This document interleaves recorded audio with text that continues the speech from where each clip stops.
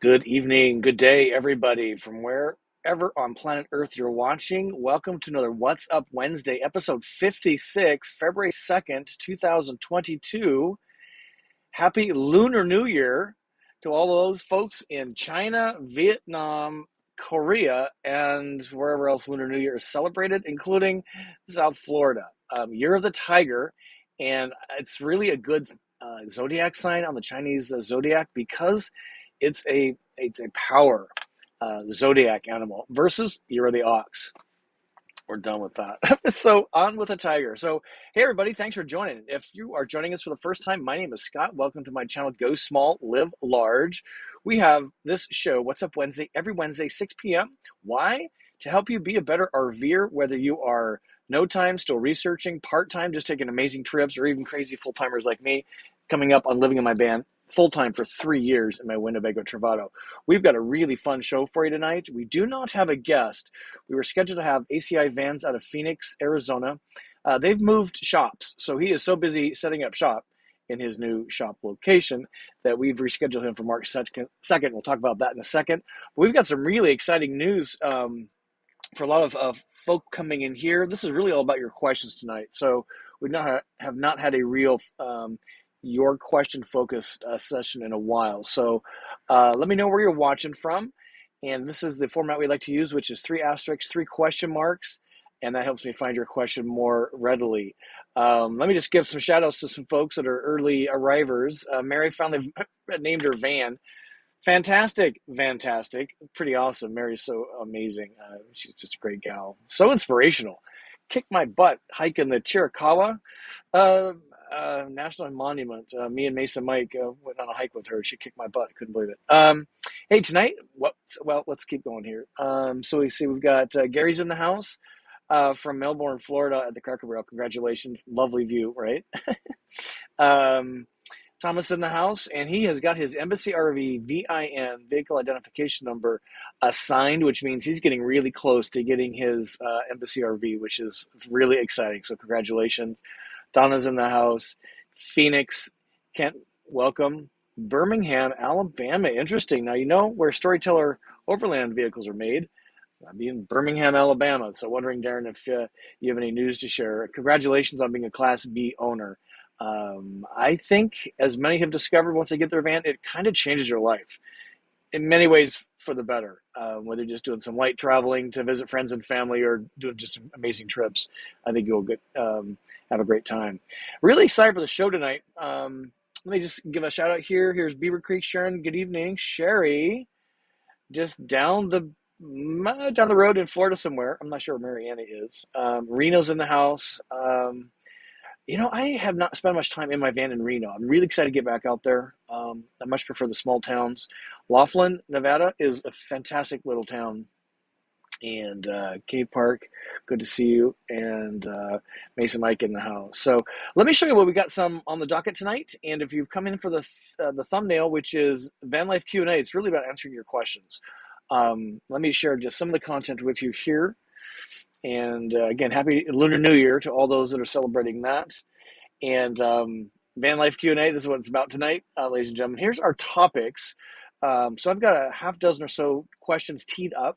I do have a van tip for you, and this comes from the home remodel experience. I have a song for you, and we're going to do Libation Live. Libation Live is something I discovered here, unfortunately not in Texas. Where's my thing right there? Ranch water. It's not it's not a hard seltzer in that sense. It's very, very different. So we're going to talk about that tonight and see if we can get you interested in that. That's all about your questions. Hey, if you're having a good day, give it a thumb up. Sure appreciate that. Who's not having a good day, right?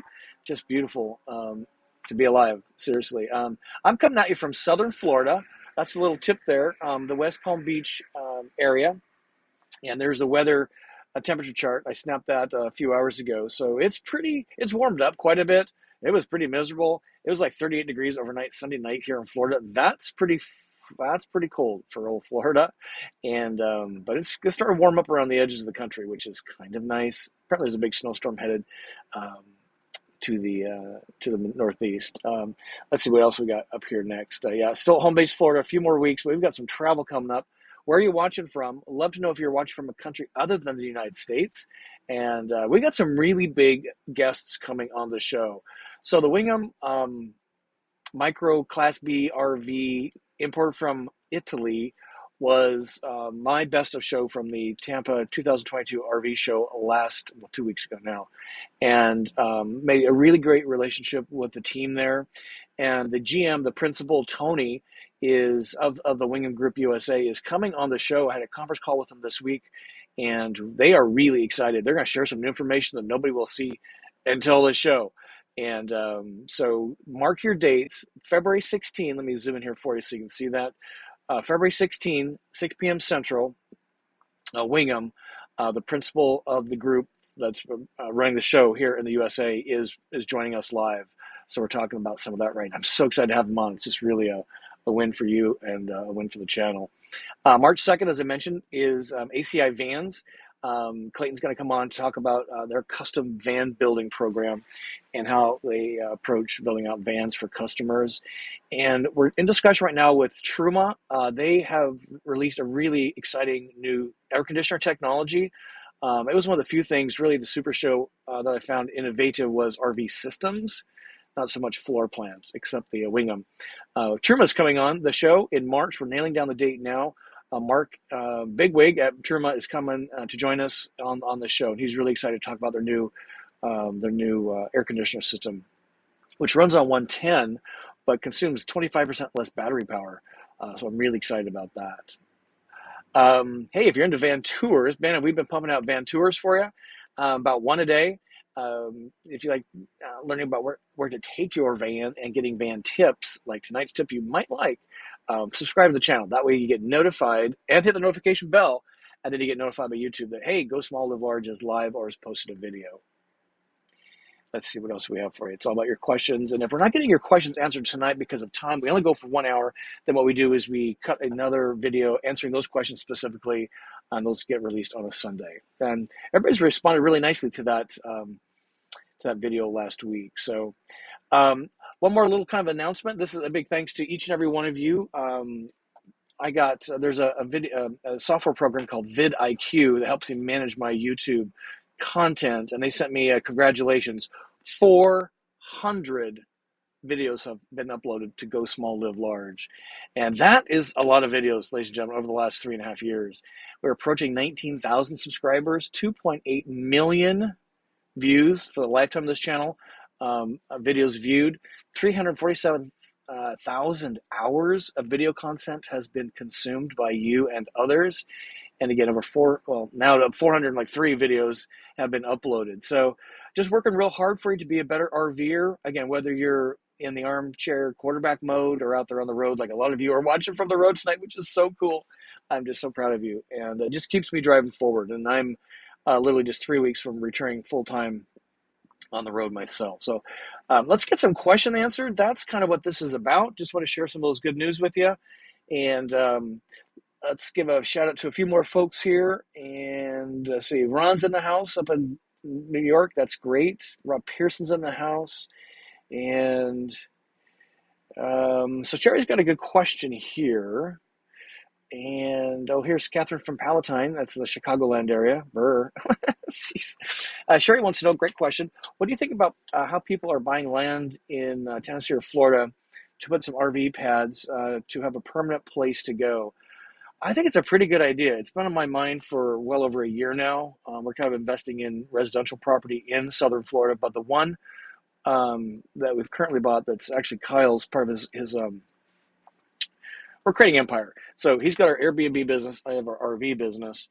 And this last property has extra property to park an RV or two. So, but raw land, I think is what you're referring to here. We know the Wendlands, Mike and Jennifer, have bought in Tennessee, and Traveling Roberts bought in Florida. And I think buying some acreage and putting a couple of van camp RV type sites with power and water, sewer is a really smart idea. It's my dream to buy some acreage in Tennessee, Kentucky, or Texas, maybe Arizona, to do just that. Get 5 or 10 acres out, kind of nearish a metropolitan area, So you get some of that, those benefits, but you're really kind of out in the boonies and you can see stars, which I think is great. And I think it just gives a comfort knowing that you have some place to go if you have a situation where you have to return to base, return to base. And that's what I do. Every year I come here for the holidays and working on this house remodel project. So I do have a home base here. But I think buying land's a smart idea. Hopefully they're not crazy prices like they are here in Florida for residential property. But it's a smart idea. It is my dream to be able to buy some acreage, set up a few van campsites, and have a main lodge. I even want to put up a lodge where I can drive my van into it. I think that'd be pretty cool. Remember the old TV show? I can't remember who the actor was. Vegas. He drove his car into the warehouse, right? And that was his house. I thought it was pretty groovy. Good question. We'll see how. I don't know if they've named theirs yet, the Wendlands, but Pelicamp. It's what Traveling Robert has. I think it's just a really smart move. I prefer to do that than buy a house, to be quite honest. Good question. Keep those questions rolling in. Hey, we got Jane in the house tonight. This is great.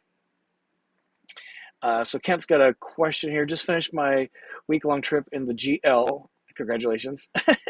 And his secret's getting the fridge temp down. Freezer was plenty cold, but fridge only so-so. Do I need to fill it up to keep it cold?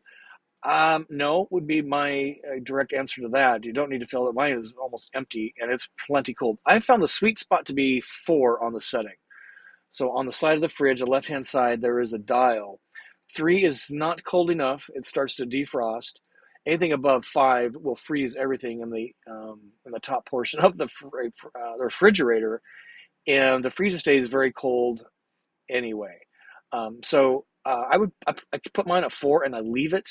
And what I would also recommend, we had a audience friend. She was putting food in the space between the freezer plate, or the chilling plate, and there's a little plastic slide out. And I think the slide out thing kind of disperses the temperature more evenly throughout the fridge. She was putting food in there, and that was getting the thermostat all whacked out. So leave that space blank. Don't put food in there, and you should be fine. I set it and I forget it. Sometimes I'm putting things in and out, it bumps it, and so it twists it up or down. So I do check it occasionally. And at night when I'm in here, I can hear the compressor coming on, and it comes on about every, 15 minutes for a few minutes. And if it's going on for longer than that, I know that I bumped it and it's turned it up. So try that. Great question. Congratulations.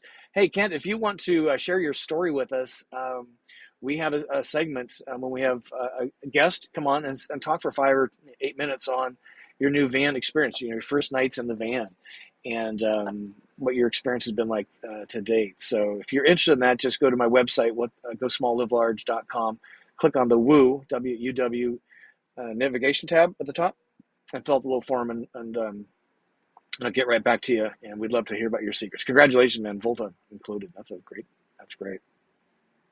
Ireland in the house. Look at that.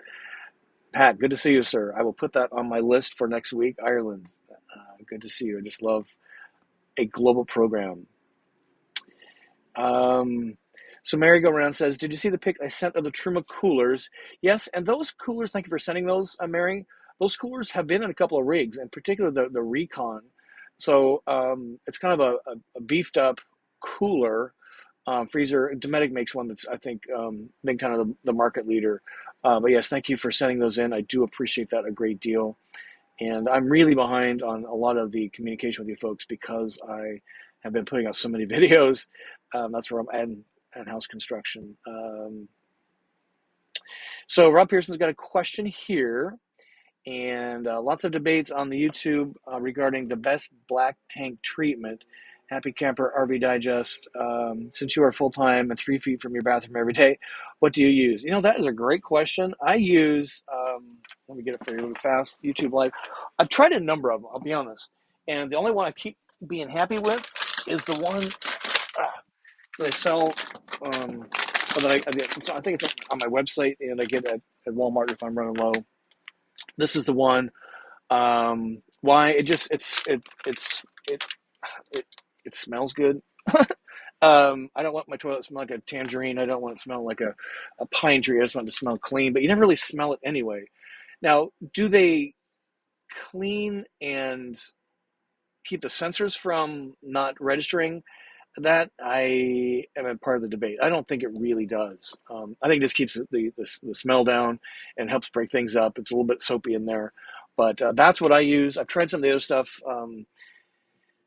Thetford sensor cleaners didn't do anything. When I need to clean the tank in the sense that the tank sensors are not reading accurate, I do it about every 4 to 6 weeks. Is I use the ice cleaning treatment, which is my magic ingredients is 2 7-pound bags of ice and 3 toilet bowls full of water and a big old squirt of Dawn dish soap, and you empty your tank, you put those ingredients in, you drive around for half hour so it all sloshes around. The ice acts as an abrasive and breaks up all the TP and whatever is kind of on the sides of the tank. And then you go and you empty it to make sure that it's pretty well turned back to liquid, not ice. And it is good to go for the next 6 to 8 weeks. So that's what I recommend, to actually clean your tank. But for the so I just emptied mine yesterday, and I put one of these things in with a full bowl of water, and a full bowl of water is about a gallon. So you do lose a little bit there, but it's important to, I think, have something in there, and that's what I'm using. Maybe somebody's got a better suggestion. Great question. Oh, good question here. So here's Rich. Hey, Rich. Good to see you, sir. Thanks for being here. Best surprise in Tampa? I think it was all the people I met, all the relationships we established. I had a great, really great conversation with Storyteller Overland, one of the principals there. I think we're going to be doing some fun things together there. They invited me to join one of their campouts, which I think is amazing, even though I don't own a Storyteller. And just rekindling Truma, making a great connection with the Wingham team and all of you. We had so much fun van hopping and sharing stories, and everybody that stepped out. I think that was the biggest surprise. The prices were astonishing. I think that's a short-term situation.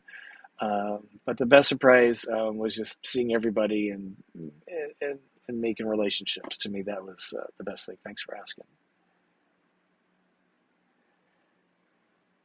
St. Louis in the house, and Des Moines. That's a great town. Love Des Moines. Let's see. Looking for a question. Lynn's got a good question here. Can you add Volta to an older van? Short answer, no. There are some upfitters, I would call them, that kind of work on larger rigs, Class Cs in particular, and Class Cs. The challenge is you would have to kind of disassemble your van to the point where it just wouldn't make economic sense. The OEMs, Winnebago, Storyteller, Overland, Tiffin, and others, they work with Volta to very carefully engineer how it's installed, where it's installed. So to take an older van and really revamp it for Volta, congratulations for looking into that, by the way. But I think what might make better sense for an older van owner that wants to get into the lithium world, congratulations on that, is to actually choose a lithium battery. Battleborn's kind of one of the big ones out there. Get a new inverter, get a second alternator situation to charge those batteries. Maybe just add some solar, although I found solar to be pretty irrelevant in my case because the inverter consumes more than the solar is adding. And you have to be in the sun to get solar to work, which in my van is not great because it heats up. So I would kind of look into that. There's a lot of people who have done that. I'm not an expert because I've not had to do it. I bought my vehicle new with Volta. So no, you can't really do it economically.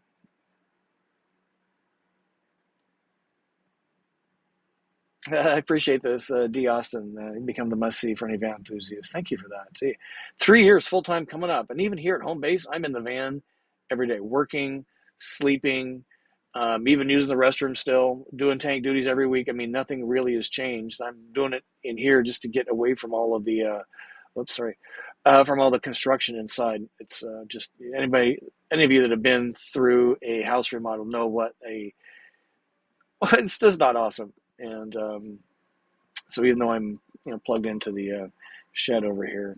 Great question here. Selena, how is Tuxedo? Recover from his vet visit. Well, it's kind of he's doing great. He is going to be a great van cat. So here's a short, so I posted something on Instagram. I had the date wrong. He actually went to the vet today.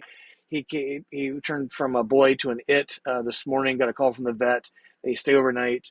And so he's doing fine. I'm hoping it will chill him out a little bit. For an 8-month-old kitten, he is full of energy. Oh my God. Luke was just a grumpy old man, like me some days. He just want to sit and lay around. This cat, anything that moves is immediately goes into panther mode. So, but he's great, and he's getting his rabies shots, or gets his little vaccine tag, and so I'm hoping it chills him. But he is just taken to his leash like crazy. I am so proud. So if we can just get him to dial down the energy level, maybe I dial mine up. Maybe that's the case. But like a lot of cats, he sleeps all day and roams around all night. So that's not awesome for the van. Luke had a little better balance there. So Jane's got a good question here. What work did you have done to Lily in Florida? So great question. So I took the chassis into the Ram dealer. I had an oil leak, a gasket leak. They fixed my CV joint boot that had come undone. They rotated the tires. They gave me an alignment. I think what else we did. Tire pressure monitoring system. Turns out I had a funky monitor in one of the tires. Here's a hot tip for you. So some of that was covered by warranty. Some was out of pocket. I think it was about $2,500 altogether. And she's good. Got a full inspection, changed all the fluids, the transmission, the brake. I mean, it's pushing 90,000 miles now, and these are heavy rigs, so she's had a workout. So they had it for about 10 days. We were in Spokane doing family stuff, so that was kind of nice. Excuse me, have it come back and basically be done. They did say that the lift did create some additional pressure. So the CV boot and kind of out of alignment is not unusual, nothing catastrophic. I said it's fine, but that may not have happened if I didn't have the lift, which I love my lift. Great question. All right, let me clip over here quick. So let me just roam over here. So kind of everything's fair game tonight. Again, this is about your questions, van life live Q&A. And we've had some really great questions already, but these are some examples of things that I'm pretty familiar with. Let me tell you, living in a van for 3 years makes you get familiar with this stuff really fast. So if any of this stuff is on your mind, I would love to answer those tonight. Because that's what we're talking about tonight. So here's a great question here. And thank you for joining us tonight. There's a lot of folks in here, a lot of regulars and some new ones, new folks. So it's just an honor to have you join us tonight. Thank you for that. Not sure I'd say your handle or Praxi does. Which is worse, hot summer days or cold winter nights in the van? Without a doubt, hot summer days. Why? Because you need to have the air conditioning running all the time. I've actually purchased a thermometer gun, and we'll be doing some videos about that. But I can heat the van much more thoroughly and quietly using propane heat off my Truma on a cold winter night. Now I don't really RV travel, van camp in any below freezing weather because my tanks are outside the van and exposed to the elements, so I don't want anything freezing down there. And to have the tank warmers on, I had to be plugged in. But I much prefer to have a cool environment than a warm environment. I overheat at a moment's notice. And you just can't get out of the heat. And even with AC running, plugged into shore power, the van is 91 degrees inside the van by 2 p.m. if I'm not in the shade. So it's just not fun on hot summer days. Any of you that have lived through that, you know what I'm talking about, right? It's just awesome. Yeah, thanks, Mason Mike. Says, awesome job on the Wingham 540 video.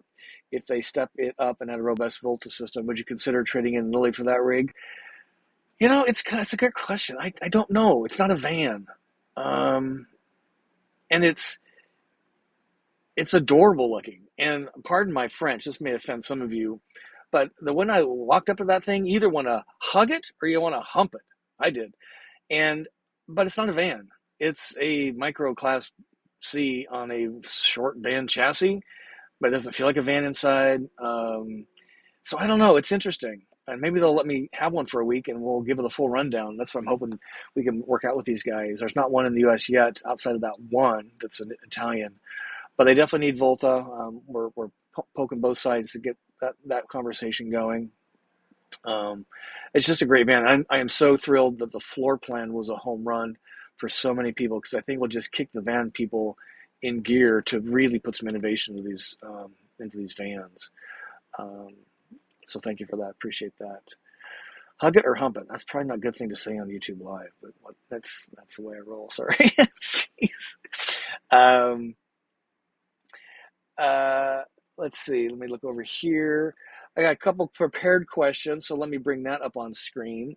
And this came from some of the right here. Let me zoom in for you so you can see it. So Bob wants to know, where do you put your towel to keep it dry while you shower?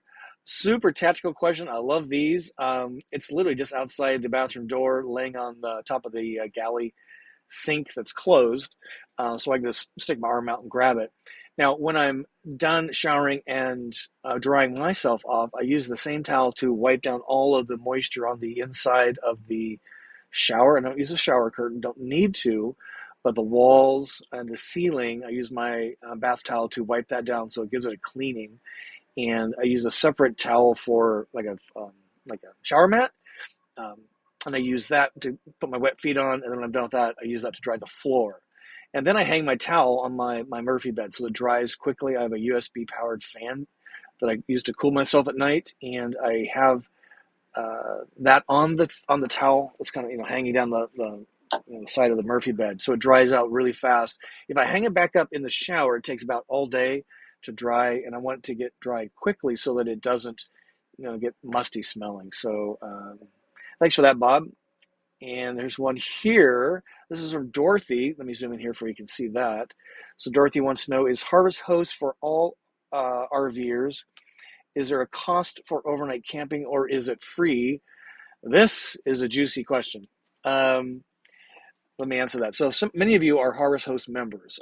It's probably one of my must gets if you are in a van in particular, in a small class C, B+, really any RV. There's a cost for that. It's an annual membership. When you buy your membership, you kind of lock in your price for lifetime, as they say. Right now, I think it's about $130-ish. So there's an initial cost. What that does, it gives you access to a database. And it used to be just commercial properties. Now they've bought out Boondockers Welcome, which was private property. So now one app, one membership fee, you get access to, it's probably well over 3,000 sites now. And I like the approach that they've taken.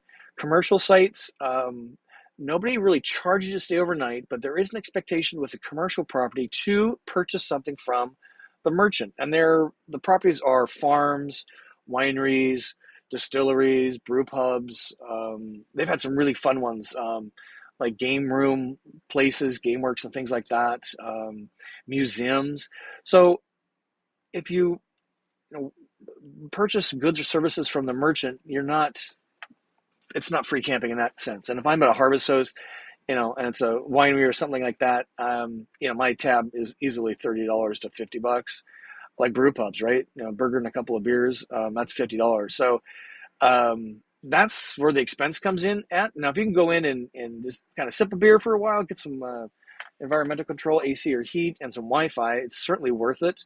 But I found those not to be really free in the sense that you are expected to,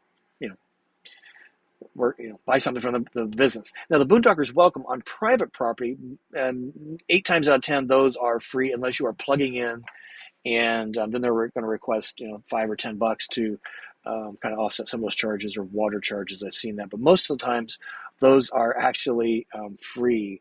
I use them a lot. I am Harvest hosting Boondocker Welcome, kind of one thing, about 3 to 4 days a week. And then I do a KOA campground about every fifth or sixth day to do laundry, tank duty, etc. So if you are close to getting your van and you want to lock in your price, I would recommend going to my website, gosmallllivelarge.com. Go to more, and there's essential memberships. Escapees is in there too. It's a whole different program. But Harvest Host in there, you save 15% right off the bat. So, and I get a few bucks, so I appreciate that. Scott and Tuxedo need to eat. All right, let's see. We have some other questions live here. Let's see. Bear with me 1 second. I just had a great one, I think, from the same person. Volta, we talked about that. Tuxedo.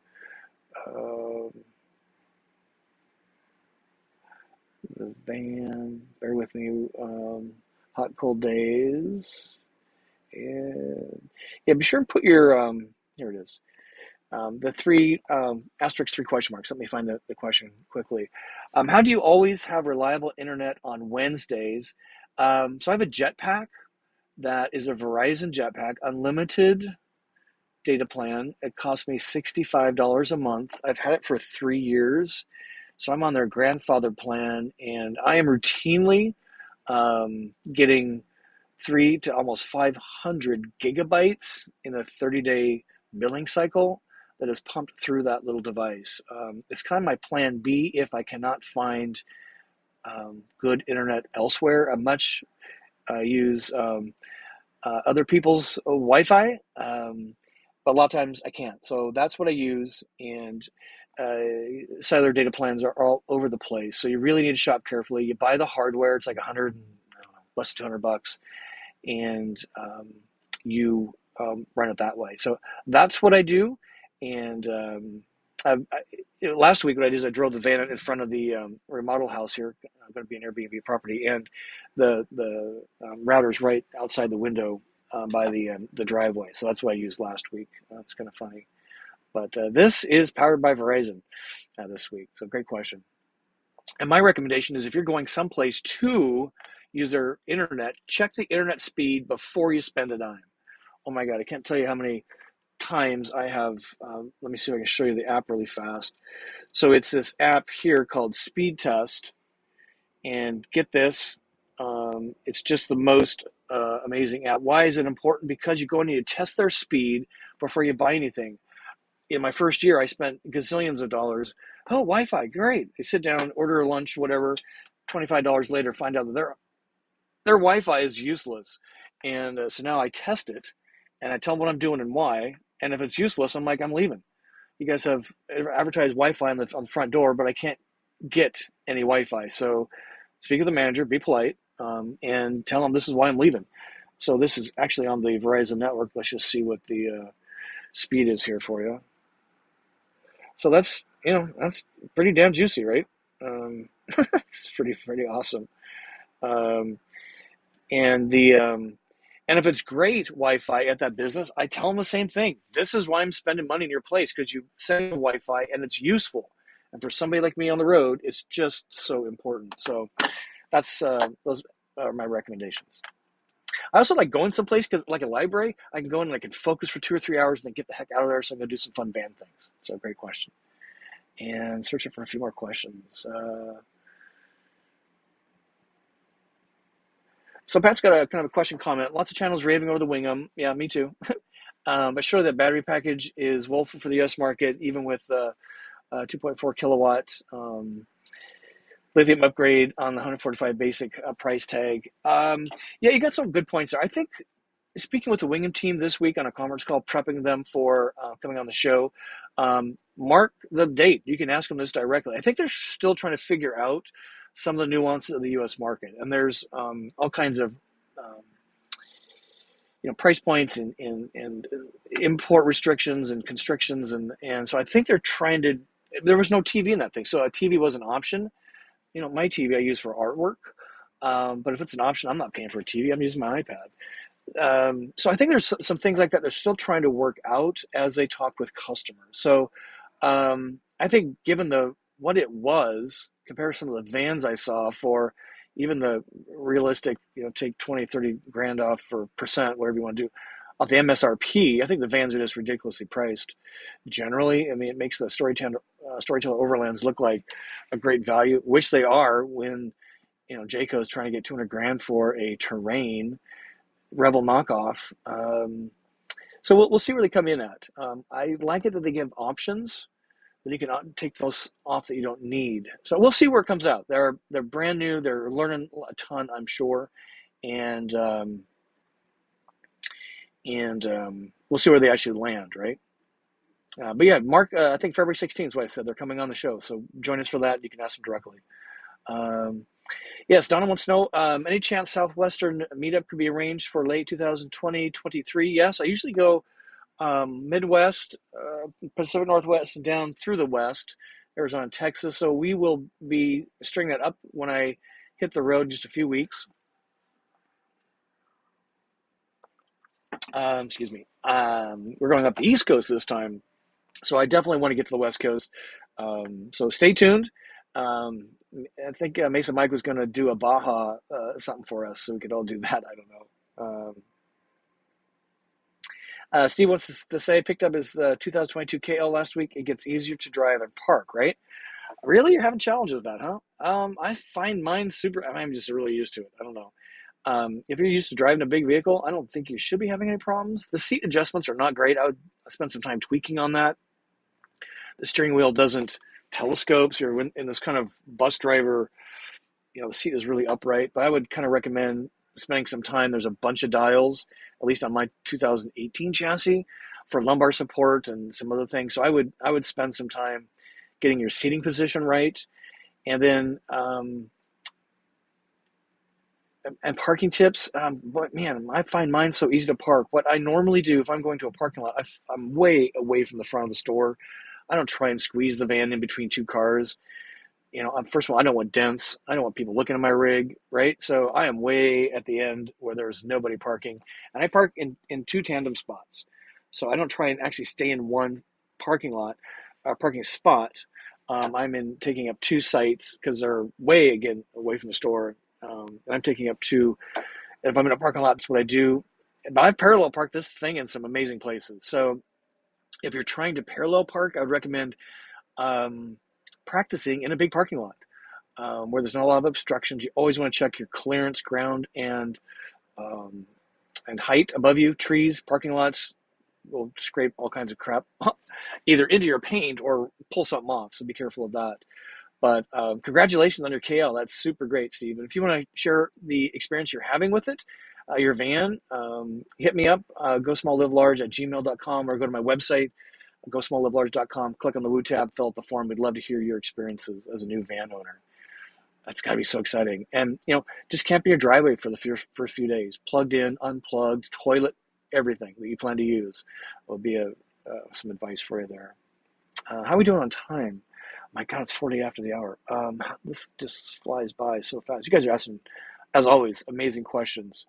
I had another good one in here. Let's see.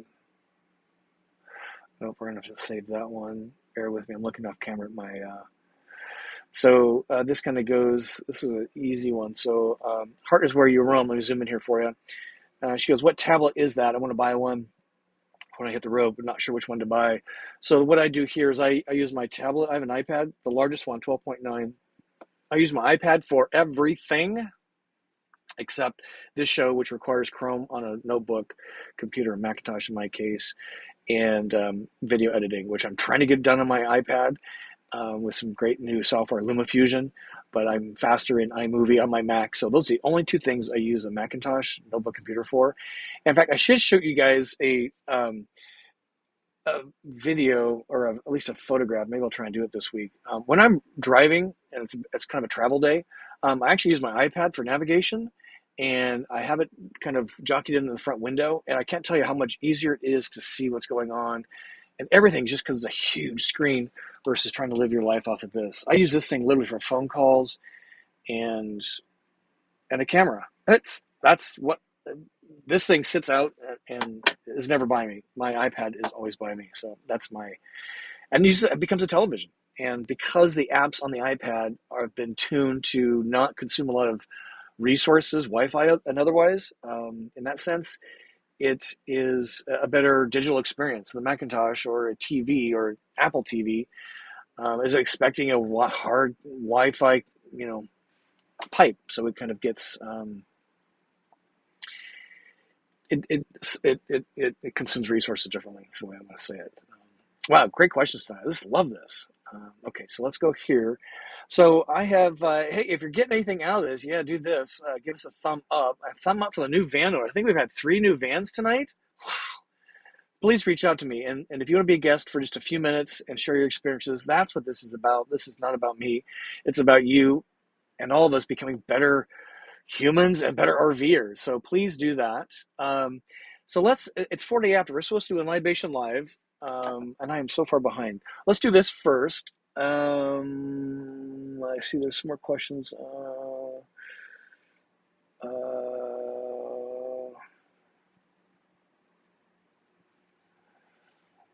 A couple more good questions, but let me do this first. So many of you asked for this last week, and I've been promising these for like ever. What am I talking about? Stickers. So I'm like the last YouTuber with a van, kind of, right? Not to have stickers. I finally got stickers, and I am really, really happy with these things. This is Sticker Mules, who I'm using. This was Moo. Those are kind of cool too. So here's what we worked out. We spoke, kind of talked about it, kind of a game plan. How do I get these things to you? How can you get them if you want one? And what we've come up with is this. Are you ready for this? This is pretty funny. This is so old school. I love it. We're going to have 3 stickers. Here's 1, 2, and 3, the little puffs of smoke. That one will be here next week.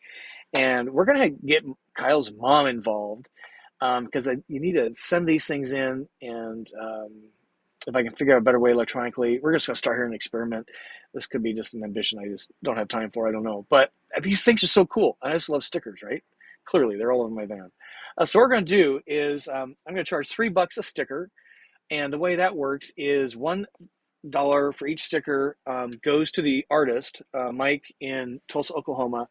He's been great enough to, do these, and this one too. He's done all the artwork so far, and so he gets a buck for each sticker, and then Kyle's mom is going to be the admin. She gets $2. So I need somebody to process this. So the way it works, if you want a sticker, send $3 per sticker cash. Yes, mailing cash in an envelope, old school. Include a self-addressed stamped envelope. Now, if you're younger than 40, you probably are not familiar with that. That's the old days where you wrote an envelope with your address as the go-to address, and you put a stamp on it. And what happens is that goes inside the envelope you send in your cash with. That goes to the address below. And then when Kyle's mom gets it, she's going to take the cash. She's going to put in the sticker or stickers you want into the self-addressed stamped envelope and put in her mailbox, and back it goes right to you. So that's the way it's going to work. This is going to be on my website. We're going to try this out while I'm in the home base for another 3 weeks. And if it works well, then we'll figure out a more modern way. But I'm kind of excited about old school. When you walk up to a phonograph player and you actually put the needle on the record, there's just something magic about it. And so grab a screenshot here, and I'll zoom in here for you. So that's GSLL stickers, 701 West Ocean Drive, Boynton Beach, Florida, 33426. Again, $3 per sticker. She's going to collect the cash and then send it to the artist. And I just want to thank Mike for doing this for you. We have so many great other things coming around this whole thing, ladies and gentlemen. Let me switch to the next one. This is Kyle's mom making her first sale to her son-in-law last night. So she is really not big on my van life, leaving for months at a time. So this is a way to gain some buy-in, maybe. And if you include some fan mail, like a note, is she the cutest thing? She made her first $2 last night. Then she went off to another family's, her other daughter, and they were celebrating the Chinese New Year, Lunar New Year, and she took 10 stickers with her and sold 10. So I'm not getting a dime off this. I'm not making a dime. It's all just kind of for fun and for if you guys want this stuff. So is she the cutest thing? So thank you, Kyle's mom, for helping out. All right, what else we got here? Okay, let's do a libation live, and then, because my mouth is dry, and then we'll talk about some events and more questions. And excuse me. Oh my gosh, this hour goes so fast. It's so crazy. So 40 minutes after we're supposed to look it up. Here we go. All right, so Libation Live. Um, what this is and why we're doing this now is there's so many great tastes from the road, food, beverage, otherwise. And a lot of the harvest hosts are, craft makers of really great, beverages. So this one, I have to credit Publix, a grocery store chain here in Florida. Ranch Water is our Libation Live tonight. And what caught my attention is Ranch, and it's from Texas. This is their website. Lone River is the brewery. And what I found kind of interesting is it's hard seltzer, but it's not a lemonade. I'm trying to get it right for you. And it comes in a multi-pack. Here, I'll zoom in here so you can see it. I'll post this on my website tonight. So let's pop a top and toast Lunar New Year. And the spicy one's really good. Has a very different flavor. It's not sweet. It's not citrusy. It says it's got a guava juice in it. How you say it? I don't even know. I just find it really refreshing. If you're like me, kind of get beard out. I don't want to try and get rid of my beer gut as it is. And if I drink whiskey, I need to take the rest of the night off. So I found this to be really kind of interesting. So seek this out, Ranch Water. And if you go to their website, again, this is what it looks like. Right down below it is where you can look for a grocer near you, or you can actually buy right from their site, which is pretty great. And what's up Wednesday? What's up Libation Live? Cheers, ladies and gentlemen. I just love it's just got a really different flavor. It's really, really great. Okay, let's get some more questions coming in. Then we'll share a few things, and we'll close out with that. The hour is flying by. Let's see. Robin wants to know, did you see new warranty letter from Winnebago? No. If they're sending me a letter, oh, Lord, have mercy. Say they have my email address. I'm pretty sure they send me tons of email. So anybody sending, after I just talked about self-addressed envelopes, so funny, but important things like that, no, I've not seen it. So maybe clue us in. My 12-month, 15,000-mile warranty expired on my van at about month 5. And I took delivery in October 2018. Yeah.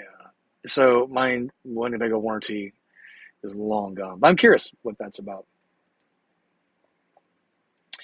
Simply Sonora, did you see my question on Instagram about Airbnb? No, I did not. I apologize. If you can clue us in, that would be great. Apologize for that. Try and keep up on those. Speaking of Instagram, so let's go for a few more here. Oh, here's Mama Bev. Hey, what's up? Good to see you. She's the cutest thing. Oh, interesting. An on-tour owner. Love it so much. Do you carry a barbecue grill with you? Scott, yes, I do. I have a Charbroil grill. I'm on my second one. I kind of burned out my other one. And it stays in the back of the van by the cargo doors in the garage storage. I've got a really awesome case that audience Angel and Van Bro friend Mason Mike clued me in on. So it sits in this amazing case. I have the grill, and I think I have the grill on my website, so you can order it off of Amazon. And the case, you'll want to Google through Amazon, was like a many week, maybe a couple months wait. I got mine from Lowe's in like 5 days. So that's what I use. I love it. It's the only thing from about a $2,000 shopping spree in January 2019 at the Camping World store at the Super Show that I have left. And if you want to crow about your On Tour 2.2, we would love to hear your van experience, sir. So if you want to reach out, again, go to my website, gosmalllivelarge.com, click on the Woo tab, and if you want to come on the show, be a guest for 5-8 minutes and tell us about that, we would love that. We've never had an on-tour owner on. You'd be the first. They're pretty compelling. I love the 2.0 in particular. It was really well done. It's a pleasure wave vehicle, ladies and gentlemen, in case you're not familiar with. And let's see. So we answered the question there for you. So I use my iPad 12.9. Great question, and thank you for sending that in.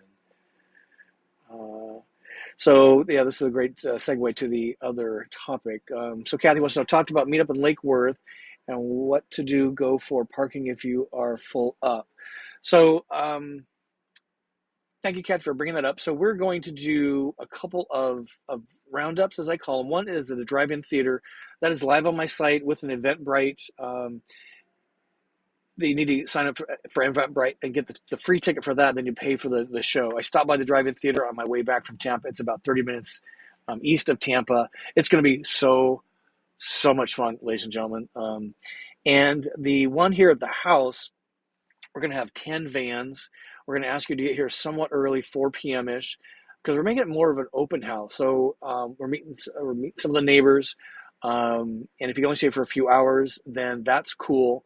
But there's plenty of parking. We get 10 vans in the back of the property. So if you're planning to stay overnight or stay well into the night, we're going to ask you to come fairly early, so we'll put you in the back. If you're just going to stay for a few hours, we'll figure out a way to help you accommodate that. But that will be on my site tonight or in the morning on Eventbrite. We're not going to charge for that because we've opened it up to friends and family and neighbors and everybody that's helped work on the house. So it's a kind of a multi-purpose thing, but we're going to spend a lot of time in the vans, and I'll be back in our own little section, and may even have a bonfire. We're still working on that. So watch for that on Eventbrite very, very soon. Thank you for asking.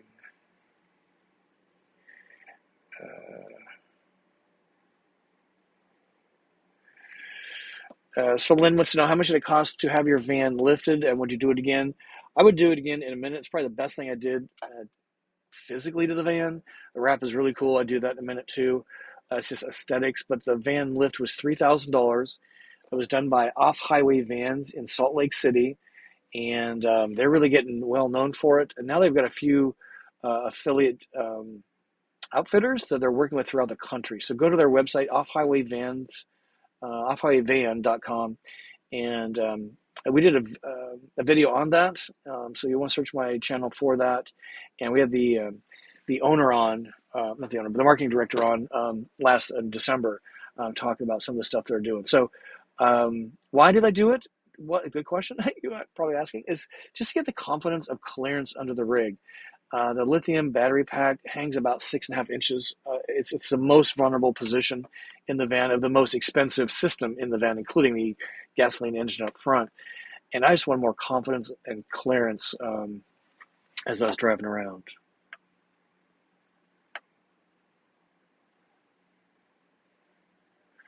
So Rich wants to know, have you come across anyone who does lithium conversion on a Class B with AGM batteries? I don't know. I've heard the Wendlands talking about some service places that do that. So they would essentially upgrade your old battery style to the lithium with Battleborn or something else. So you might Google search. You might search some of their content. I don't specifically know. I'm kind of spoiled. Got a Volta system, so I didn't have to really deal with it. Good question. So Scott wants to know, sorry if I asked before, but if you could buy a new RV, which one would it be? I'm really super pleased with my Travado G floor plan. Nobody else is making one. Not even Winnebago's making a G floor plan like I have anymore. So if I got run over by a train and I wasn't in the van, nor the cat, I would go find a used 59GL National Park Edition van. That's what I would scoop up. Just because of the floor plan. Floor plan trumps everything for me, and this floor plan fits my needs perfectly. And you got to have lithium. Volta, best in class, in my opinion. Lithionics does a good job, and folks like Embassy RV have worked with other manufacturers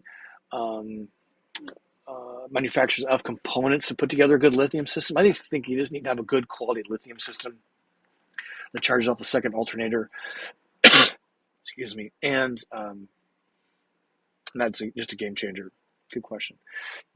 All right, so let me shift gears and just share some of this information for you. We've got the van tip, and I want to call out the what I think Kathy was just talking about here. Okay, so here's our roundup. So again, February 18th, so it's coming up really fast. We're doing a roundup. So we're taking our vans to the drive-in movies, and I don't know if the movie's going to change, but if you go to their website, Silver Moon Let me zoom in here for you so you can see this. SilverMoonDriveIn.com. You can see what's playing now and what will be playing then. You can buy your tickets online.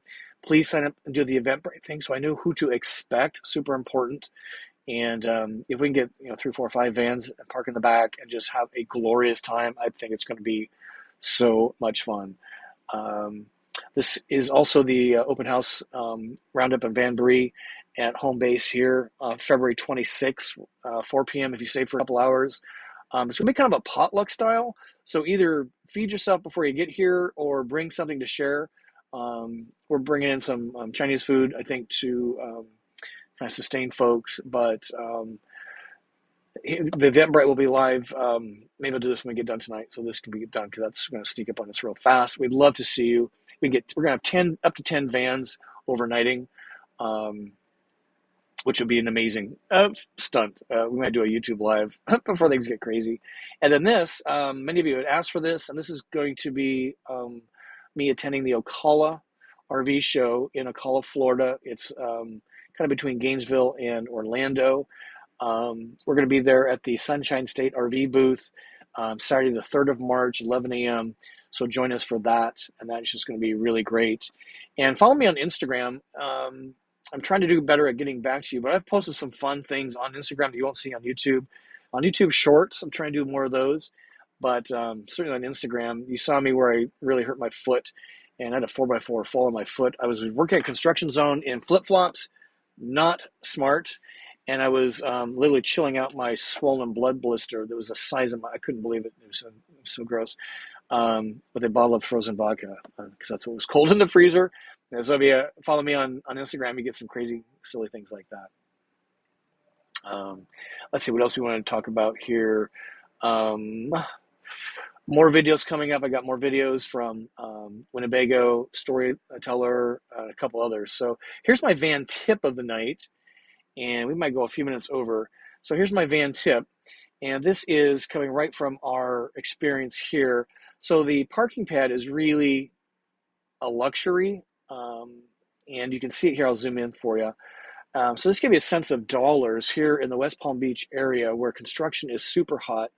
I mean, it's tough to get help. But what they've done here is they've actually built up an elevated drive-on brick paver. It's 26 feet by about 16 feet. Costs us about $2,300 all in. And what we've done is, this is actually for Kyle's RV. He treats his RV like a one-bedroom apartment. I'm staying off to the side because I'm on home base for just a few, 3 or 4 or 5 weeks in a year.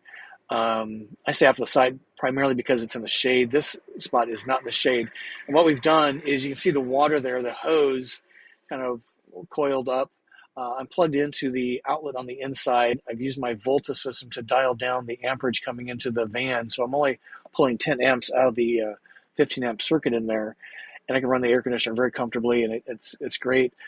Sewer, we're going to add a clean out to the back here. So I share this because if you have a van and you have the means and the space, parking your van on a dedicated parking pad is really quite lovely versus tromping through the grass or the dirt. And if I was to buy land, as one of you had asked, and want to see, this is what I would be putting in. If you've been at campsites that have dirt and gravel or sand, it is not awesome, especially dirt and sand. It drives me nuts. Concrete is expensive. You need a permit for concrete. You do not need a permit here in Palm Beach County for Paver. So another reason we went this route. And it looks cool, right? So he's going to park his rig there coming up very soon. So I thought I'd share that with you, and the expense and the size, and the van was plenty of space for the rig. It fits his van perfectly. Hopefully you found that useful. Yeah. Hey, if you're giving anything out, I sure appreciate a thumb up. And what else do I want to share with you here? I think that was it for that. Do song of the night here in just a second. Maybe not song of the night tonight. What is the song of the night? So, okay, let's get a few more questions in, and you're hanging around just a few more minutes. Let's try and get all these in tonight. Scott, we got yours on the van, and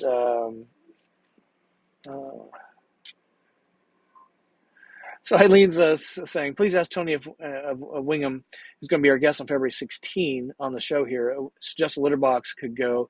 Many Americans travel with kitties. I would say dogs too, right? Where the dog crate's going to go. Perhaps a top-loading box could go on the floor or on the passenger.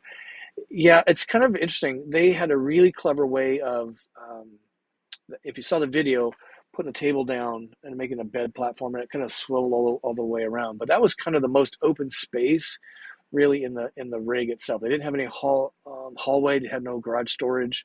So again, floor plan. You really need to think about why do you want an RV, which dictates how an RV system enables your why, which then dictates what RV you buy. So would a Wingham be in my future? Where am I going to put my grill? Maybe on the outside, but yeah, the cat box. I don't know, right?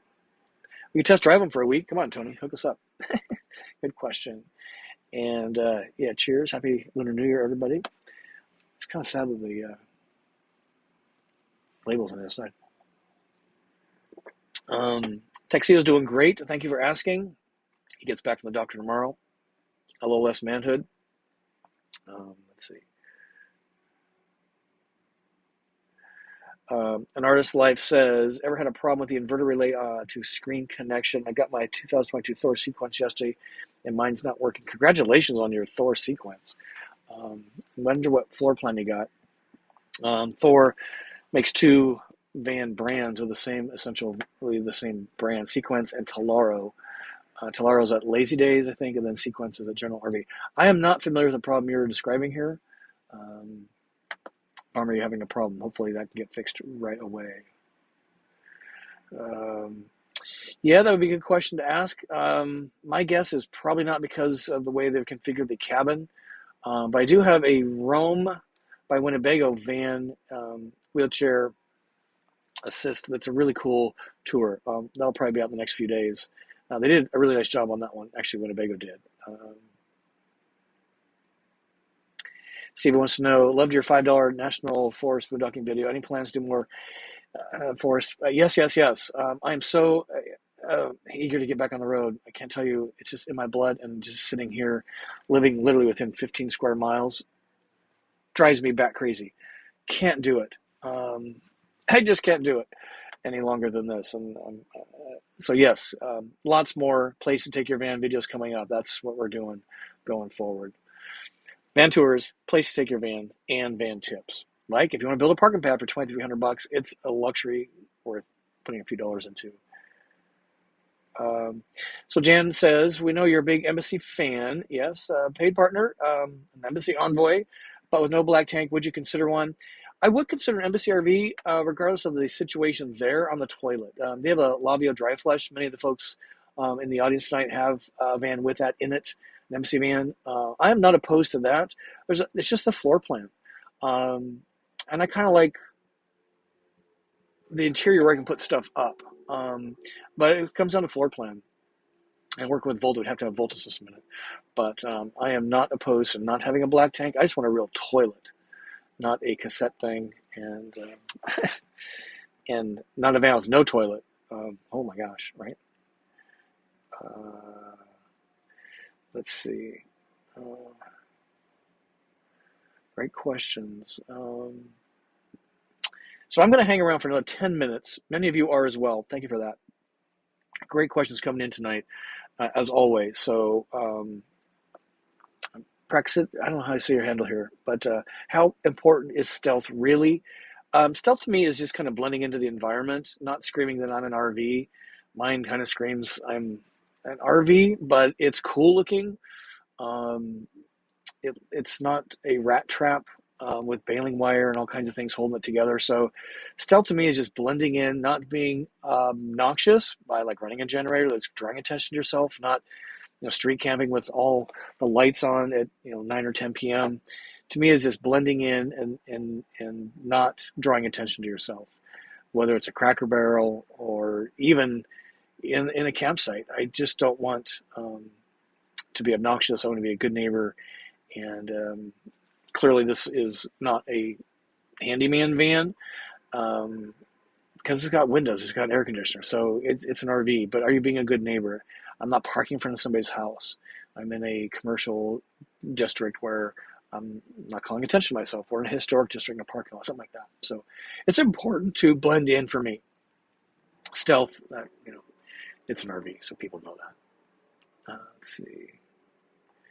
And same person wants to know, how often do you find yourself wishing for more space or a smaller vehicle?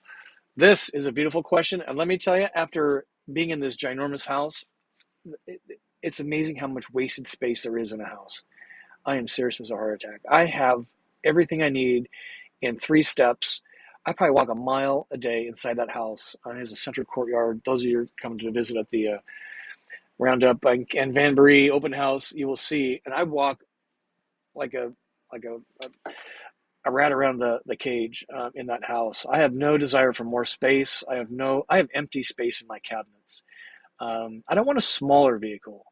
I think a smaller vehicle, you're giving up some options. So I don't want this is 21 feet. I don't want the 19 foot. This size works for me. Smaller, you're giving up something, and this just fits my needs perfectly. So I can't wait to get back in this little space full time. It's annoying to be in a huge house. We're going to walk half a mile to go find that screwdriver that somebody's already picked up. Let's see. We're kind of all over the place tonight on this. Let's look for some more. Let's see. So Donna, Donna wants to know, how many miles does Lily, that's the name of my van, have on her? Just approaching 90,000. I think it's got almost 88,000 on it now. Besides upgrades and routine maintenance, what repairs have been done over the years? Might be time to do another video on that, but I mean, some were kind of significant. I had to replace a head gasket at 49,000 miles under warranty. I had a gasket leak, oil leak. I don't treat it gently, but I'm not hard on it. But it's pulling around 8,000 pounds. 2 sets of tires. I just flushed all the the radiator, the brakes, all that stuff. Just recently, 2 sets of tires. Did I mention that? Oil about every 5,000 miles. I use either a synthetic blend or all synthetic. But it's been a great van. I mean, it's just been a great van. And then upgrades, I've done a lot to the exterior, nothing really to the interior of the van, coach wise, except for the shower. But wrapped it, lifted it, brush guard in the front, different tires and wheels, and swapped out the AC. I'm probably going to get rid of my solar while I'm at home base here. Don't need it, so we'll see. Great question.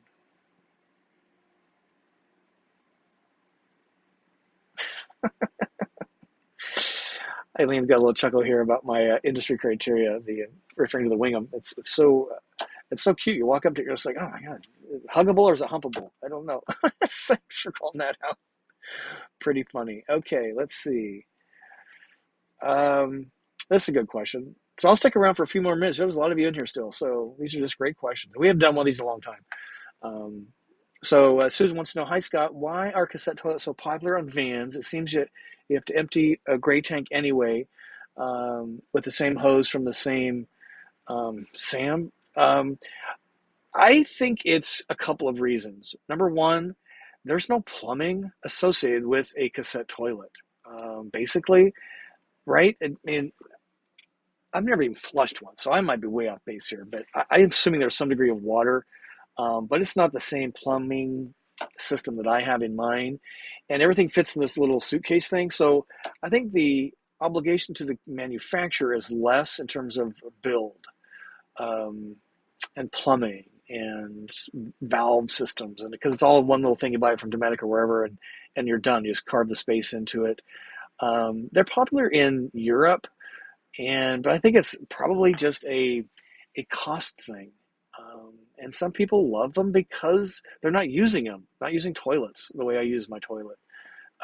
Even here at home base, staying the night, I'm not hiking to the house to use the toilet in the house. I'm using it here in my van. So I think that's kind of why. It's a cost issue and a less construction issue. I might be way off base on this, but I think that's the why. And if you can deal with it, emptying it someplace, you can empty it in a regular toilet, but I'm with you. If you have a gray tank, a lot of those folks, they kind of let it dribble out, or discreetly empty on the ground, which is kind of, okay. A lot of places, well, some places put up huge signs, no gray water discharge. Can't do that with the black for sure, but I'm kind of with you on that point too. I would like to see a single tank. That's what I'd like to see. There maybe is a way to do that. But that's it. I think it's more economical for the builder not to put it in, not to deal with it. Warranty, probably no RV dealer or service team wants to deal with a black tank issue. So there's probably, hey, that's great. But I think from a usability standpoint and an RV experience, if you haven't seen my video on Storyteller, you're buying a $200,000 van, but you have to, if you're having a toilet emergency, particularly number 2, in the middle of the night, you're either digging a hole, you're running someplace, or using your porta potty, which is 2.5 gallons. So in the middle of your van, there's a family sitting around, you're kind of exposing yourself to everybody. So I think that's it. I think people are kind of maybe warming up to the idea, but I think it's a cost thing. That's just my gut. And then everybody can figure out another way to do it once you have it. Great question. How often do you go to the laundromat when traveling?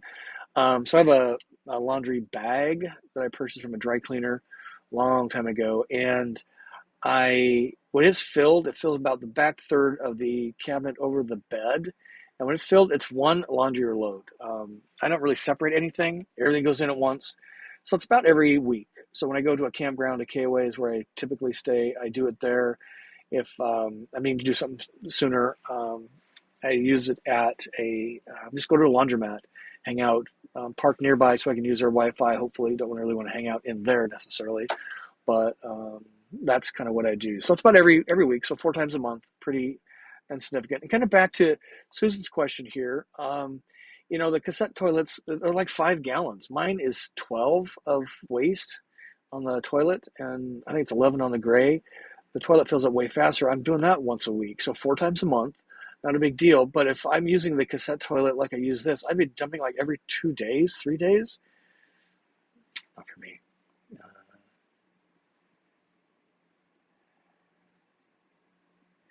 Yeah, April's got to agree with me. Did on Wingham, it's short in length, but it's still a C, not a B. Yeah, not a van, for sure. It's really compelling in a lot of ways. I'm really excited to have that team come on and join us. So let's see. So Michael's got a good question here. We'll go for another. You guys keep bringing questions. So we're doing the Kevin 30 to wake up, going overtime and answering questions. So we'll go for a few more minutes as long as the good questions come in. So Mason Mike wants to know, anything wearing out structural or mechanical on the Winnebago side in the van yet? No. Everything is functioning as the day I bought it. Either I just am van life miracle lucky, or they build a pretty good rig for a lot of, everybody crowing about how anemic the warranty is, or that the stapling sticks. I mean, the cabinetry is solid as day about it. Even the cushions. I mean, there's a little bit of wear on this cushion in particular I'm sitting on here, a little bit of scuffing where my boots hit the bottom corner, but even the upholstery, and importantly, the foam that is wrapped under the upholstery is just as the day I bought it. If something needs tightening, I just tighten it. But nothing. It's just amazing. It really, really is. Great question. And so, Thomas, we kind of answered this, but we'll do. Let's see. How can you test the internet speed of the establishment before you have a password to get on it? I tell them what I'm doing, why I'm in their establishment, and then I use the test app, which is called Speed Test. So this is the app right here, and I would do it right in front of the manager or the hostess, whatever, and say, I'm going to come here, I'm going to spend some money, I'm going to spend some time. Coffee shops are notorious for this, getting you in there, and you get in there, and it's anemic at best. Even libraries. So this is what I use, Speed Test. It's free, or there's a paid version, no ads. And you get the password, and you show them the speed right in real time. And if it's not working, half the time it's broadcasting. There's a radio signal, but there's no data behind it. And I'm like, this is why I'm leaving your establishment. You need to reset the router, or this is why I'm staying and spending money in your establishment. So that's what I would do. Why would they give you the password before you pay? Because I'm a customer. If they have a Wi-Fi thing on the door and their Wi-Fi doesn't work, false advertising. It needs to be called to their attention. I mean, seriously, hot coffee, you go in there and it's lukewarm at best. I just get in a little more bold with this stuff because I have spent too much money and just a little wiser. So why would they give you the password before you pay? Do it in front of them, literally. This is kind of an interesting question, Selena. Best kitchen sink shape, round or square? I would say probably, I would like the Dometic, which has the burners, the propane, and the sink built in as one. I think round is okay as long as it's not overly sized for the counter space or deep. I think there's this thing that you need to have a residential size sink in an RV, and I think it's completely incorrect. Like Kyle's rig has this huge stainless sink, but it takes up 30% or more of the usable counter space. The induction cooktop takes up at least 50%. So I'm like, there's no place to work. So if you're trying to use your sink and you're cooking something, there's no place to. It's just so. That was one thing I noticed at the walking through the RVs. The sink sizes have gotten bigger and deeper. Everybody's trying to pretend it's a residence, and I think it needs to be big enough to be functional. You're washing a few dishes. You're washing a few tomatoes. Round or square probably is an aesthetic more than anything. Mine's round. I'm fine with round.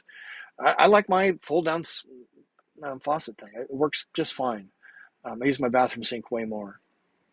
Here's a few of these funky ads. Let's get into this. And Texu, we answer. He's doing fine. Thank you for asking. He's back from the vet tomorrow. Let's see. This is an interesting question. Scott wants to know, do you get lonely when you're on the road? If so, how do you cope with it? There's a difference, great question, difference between being lonely and being alone. I do not get lonely. There's always somebody around if I want to be around somebody. I am perfectly fine being alone. I am not a person that needs to have somebody around me all the time. In fact, it drives me crazy. That's why I'm staying in the van most of the time, even at home base, because I just need the separation of space. And that's why, living full time as a couple, you've got to have a really strong relationship. If I want to go be with people, I go to a library or a bar or a restaurant or a coffee shop, something like that. I'm usually zoned in, so I'm doing stuff on my own. But if I want to go chit chat, a lot of the RV parks have like bonfires and all kinds of activities. I just join in. If somebody's having a campfire at a campground, I bring my libation and I go join their campfire. I ask them, taking in strays tonight? It's usually mom and dad sitting there, grandma and grandpa sitting there kind of alone. They've been talking to themselves all day, so a third party wandering in. Bottom line is, if I want to be with people, I go be with people. But I am happy. Don't get lonely. Don't miss family stuff really, because there's technical means to do that these days, FaceTime, etc. So I think it works really well for me. I just love being a solo traveler. I'm the boss every minute of the day. It's so incredible. It's just whatever I want to do, whenever I want to do it, wherever I want to do it. It's so amazing. Yeah, a lot of folks in here. If you haven't given a thumb up, thank you, Deborah. Appreciate that. We're just having a great time tonight. We're going to go for maybe 10 more minutes. These are just great questions, but if you are having a good time, give us a thumb up. Look at this cat on top of the mountain. This way I feel every day in my van, and so excited to get back on the road is to do that. Yeah, Steven says he uses iPad for everything. It's the best thing that Apple's come out with since the iPhone itself. Let's see.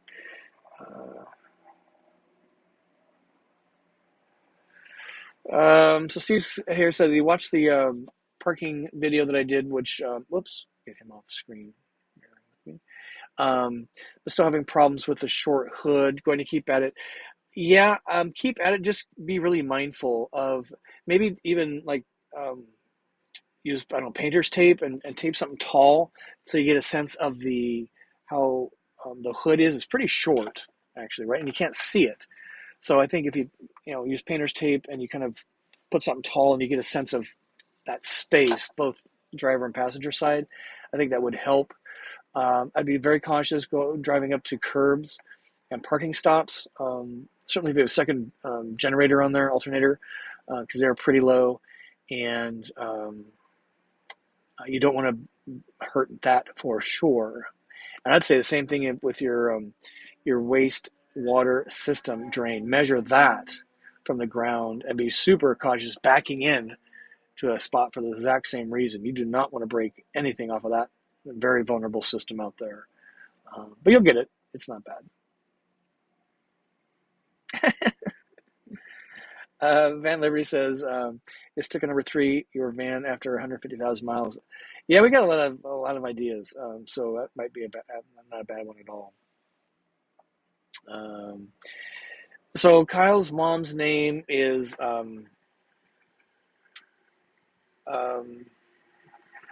Vietnamese name. So it's I'm trying to think of the best way to say it. So Bac Ba is what she's referred to by everybody. B-A-C, next word, capital B-A. So capital B-A-C, capital B-A, 2 words, Bac Ba. In Vietnamese culture, you call people by position in their family in terms of were you the first child, second, third, fourth. And it's a respect thing as well. So, but Bac Ba is how you would refer to her, and send her a note. I think she's going to like this. I just want to kind of get her into the game here. She gave me a huge scolding that I'm gone for too long, in her very best broken English, and she was just not happy that I'm gone. And I'm like, but it's kind of what I do. It's what I like to do. It's my job. So I think getting her in the game will help. Thank you for asking. Okay. Great questions.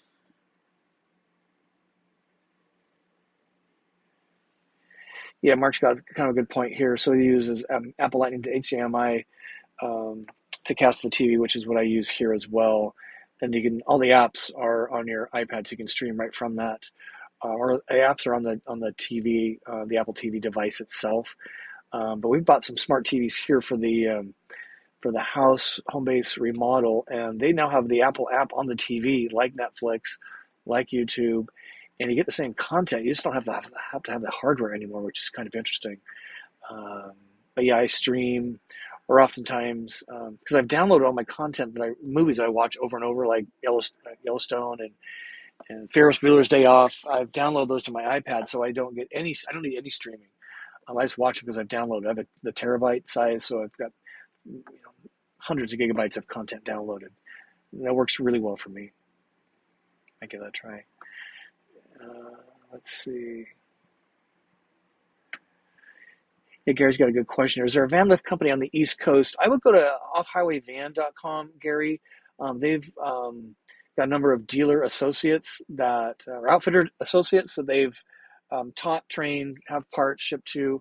I know they're rolling these out. We talked with Art, their marketing director, and he kind of clued us in on that. So I would check their website, or do a Google search.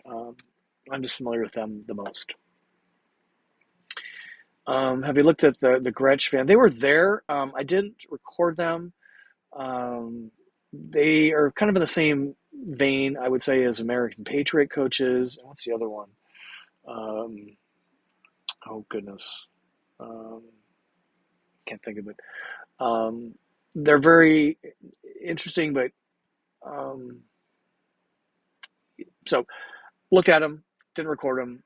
We'll see if they're at the Ocala RV show, and we'll see if we get some video for you. We just talked about that. And yeah, so let's do this. I think that's all the questions. So let me just zoom in here, and went a little longer than usual. Missed a few things, but we're rolling a little bit different today, so that is okay. If you got some questions, get them in here fast. Otherwise, we're going to call it a wrap. Here, I found it. And if you can do what this gentleman, we're getting some of the spam stuff in here tonight. That's not awesome. So Jack's got a question here. Hey, Jack. The question about embassy vans got me thinking, why do most all RVers have separate tanks? Yeah, I don't know. It's either tank position in one spot of the van and the other one on the other side. The Nova, I can't remember which model has two gray tanks, one for the back bathroom, one for the sink. I think they could have solved it with one and do a macerator pump over. I'm sure it's not easy doing these things, but what Embassy does, they have a gray tank and a very unique way to do gray, and then they have the Lavio dry flush, so there's no water. It just goes into like a diaper genie type situation. But yeah, I just love to have one big wet combined gray and black waste tank, like the Cahaba did.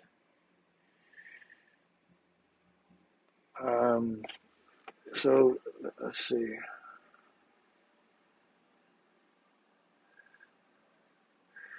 So what Robin's referring here, did you see upgrade? No, I've not seen it. Roger Sir sent me something. I don't want to take time to read it offline here. But looks like they've made some changes, so we'll get back to you on that. That's an interesting question. When you're outside sitting at a campground or boondocking alone, have you ever had critters ever come under the van and scare you? Generally bugs. I am terrified of bugs, and flying bugs in particular. Spiders don't bother me. I've gotten some of them inside. Flies are just gross. Something about southern Idaho in October, the flies are just horrendous. But never had a mouse. Having a cat in here probably helped. And but I've never had any rodent problems. Nothing ever come in the van. No chameleons, no lizards, no strangers. So no. Man, we're getting all kinds of spam tonight. This is really. Please, nobody click those links. I'm not sure where it's going to take you. All right, so with that, we're going to call a wrap. Just a really great show tonight and a really great question. Thank you, because we have not done one of these in a very long time. Usually I come up with a long topic, I do a big monologue, so maybe we'll start doing more of these. But just want to thank each and every one of you. Seriously, you drive me forward each and every day, and the channel is growing. I just have really so great meeting everybody, and we hope to see you at one of those free roundups over the next few weeks. And join us on the 16th. Wingham's coming on the show. I mean, what better guest can we possibly ask for? And Truma and ACI Vans, all within the next 5 or so weeks. So until we see you soon, wish to journey on. Thank you very much. Have a great week. We'll see you next Wednesday on